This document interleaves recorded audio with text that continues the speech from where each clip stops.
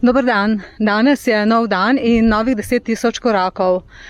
Odpravila sva se na Cliffe Dingley, to je tudi najvišja točka na Malti, potem bova pa se spustila še v Mdino, ki je bila včasih prestolnica Malte.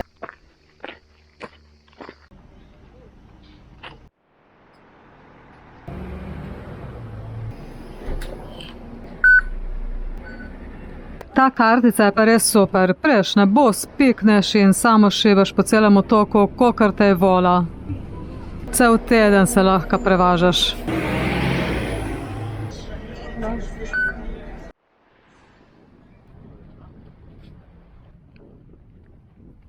Midva sva tle v mestecu Sigijevi, pa sva se na hitro ustavila, pa bova še malo pogledala, ker prestopava na drug avtobus.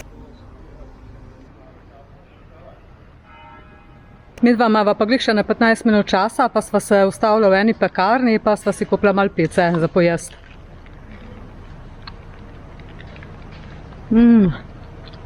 Odlično.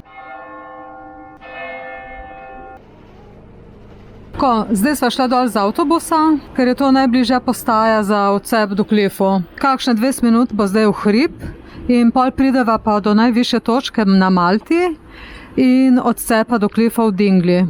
Opuncije pa še niso zrele, so še čisto zelene. Ko sva bila tle na Malti pred 5 leti in sicer v oktobru, so bile opuncije zrele in smo jih čisto normalno jedli. Sladek sadež. Ulupiš tiste igelce proč in enostavno poješ. Tole tukaj je praktično edina kamnina, ki jo imajo na Malti. Rečejo ji limestone, kar mi prevajamo kot apnenec.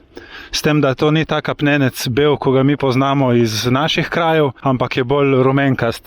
Iz tega kamna je zgrajeno dobesedno vse na Malti. Stavbe, obzidja, cerkve, karkoli vidite. Je pa kamnina sama po sebi zelo krhka, načeta od erozije, vode, vremenskih vplivov, na mestih luknjičasta, tako da že po obliki kamnine lahko določite starost določene zgradbe.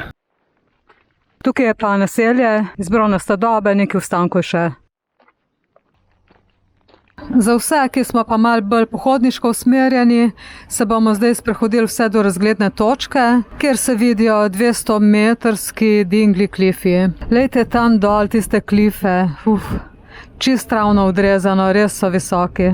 Ogromni so, res 200 metrov, se sploh ne predstavljaš, koliko je to visok. Če pa ste prave klife že videli tudi kje drugje, potem pa to ni nič posebnega tle. Je pa to na Malti eno najljubših pohodnih poti, ker lahko občudujete visoke klife in morje. Na Malti je 4 vrste kač, ampak od teh nobena ni strupena.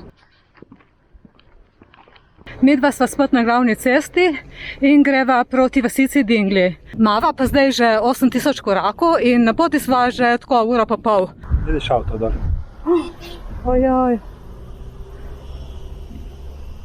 V pekarni sva kupila tudi vodo, tako da to je na tej poti zelo dobrodošlo, da jo imaš s sabo, ker je ful vročina. In tudi vedela sva, da morava kupiti vodo, ker sva jedla pico.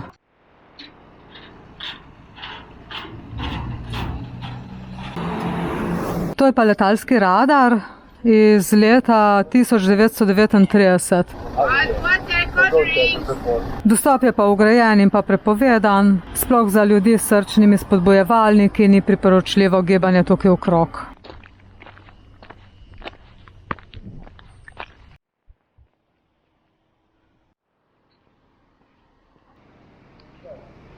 Midva sva pa zdaj prispela v Mdino, za nama je pa 12 tisoč korakov.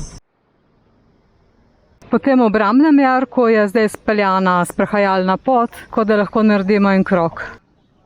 Mdina je pa najlepše, pa tudi najbolj ohranjeno mesto z obzidjem na tem otoku. To je v bistvu bivša otoška prestolnica. Moram pa povedati, da je danes zelo, zelo vroče.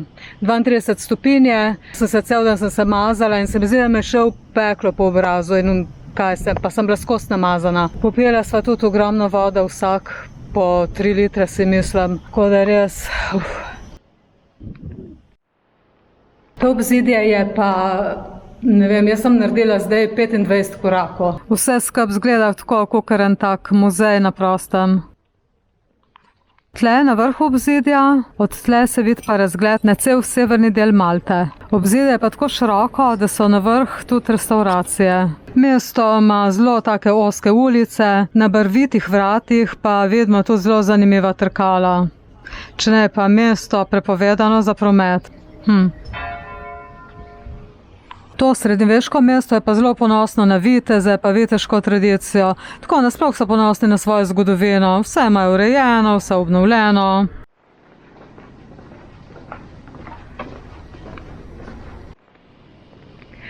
Tako, to bi bilo za danes vse. Naredila sva nekaj več kot 15.000 korakov. Hvala za pozornost in se vidimo. Bodite fajn. Čau, čau, pa pejte tudi vi na kak sprehod.